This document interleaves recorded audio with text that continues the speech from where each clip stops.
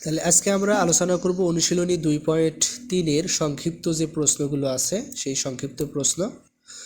তো এখানে 6 এর ক নম্বরে বলা হচ্ছে যে অমি ও সুমির মধ্যে 60 টাকা ভাগ করে দেওয়া হলো। অমি সুমি অপেক্ষা 12 টাকা বেশি পেলে তাদের প্রাপ্ত টাকার অনুপাত নির্ণয় করো।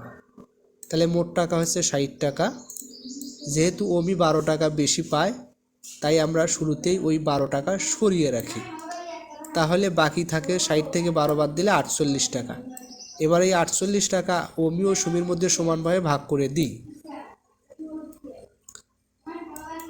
তাহলে সুমি পাবে 48 ভাগ 2 ইকুয়াল 24 টাকা, আর অমি পাবে সমান ভাগের 24 টাকা যোগ আগের সরিয়ে রাখা 12 টাকা।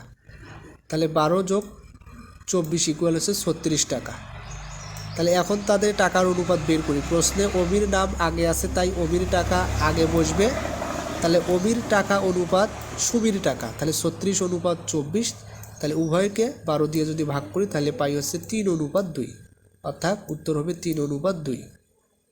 6 এর যে খ নাম্বার প্রশ্ন, সমানুপাতে থাকা 4 জন লোকের 3 জনের বয়স 11 বছর, 16 বছর, 22 বছর হলে চতুর্থ জনের বয়স কত বছর তা নির্ণয় করো। তাহলে আমরা জানি প্রথম রাশি গুণন 74 রাশি ইকুয়াল দ্বিতীয় রাশি গুণন তৃতীয় রাশি। তাহলে প্রথম জনের বয়স বা প্রথম রাশি 11 বছর, দ্বিতীয় জনের বয়স বা দ্বিতীয় রাশি 16 বছর, তৃতীয় জনের বয়স বা তৃতীয় রাশি 22 বছর। এখন চতুর্থ জনের বয়স বা চতুর্থ রাশি বের করতে হবে। তাহলে সূত্র অনুযায়ী আমরা লিখতে পারি 11 গুণন 14 জনের বয়স ইকুয়াল 16 গুণন 22। তাহলে 74 জনের বয়স সমান কী হবে? 11 74 জনের বয়সের সাথে গুণন আকার আছে, ডান পাশে যায় ভাগ হবে। তাহলে আমরা যদি এখান থেকে কাটাকাটি করি তাহলে পাবো হচ্ছে 32 বছর। তাহলে সঠিক উত্তর হবে 32 বছর। এরপরে যে 6 এর গ নাম্বার, একটি দ্রব্য 100 টাকায় ক্রয় করে 20 টাকা লাভে বিক্রয় করলে ক্রয় মূল্য ও বিক্রয় মূল্যের অনুপাত নির্ণয় করো। তাহলে দেখেন এই অঙ্কে আমাদের দুটি জিনিসের অনুপাত বের করতে হবে, ক্রয় মূল্য এবং বিক্রয় মূল্য। তাহলে ক্রয় মূল্য প্রশ্নে দেওয়াই আছে, শুধু বিক্রয় মূল্যটা বের করে নিতে হবে। তাহলে দেওয়া আছে ক্রয় মূল্য 120 টাকা, লাভ হচ্ছে 20 টাকা। তাহলে আমরা জানি লাভ হলে বিক্রয় মূল্য বেশি হয়। তাহলে বিক্রয় মূল্য সমান ক্রয় মূল্য যোগ লাভ। সুতরাং বিক্রয় মূল্য সমান 120 যোগ 20 সমান 140 টাকা। তাহলে এখন ক্রয় মূল্য বিক্রয় মূল্যের অনুপাত সাজাই। তাহলে ক্রয় মূল্য অনুপাত বিক্রয় মূল্য 120 অনুপাত 140।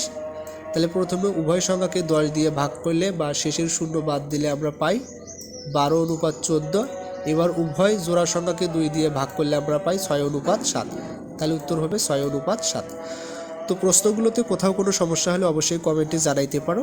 পরবর্তীতে আমরা অন্য একটি অধ্যায় নিয়ে কথা বলবো ইনশাল্লাহ। সবাইকে ধন্যবাদ। আসসালামু আলাইকুম ওয়া রাহমাতুল্লাহ।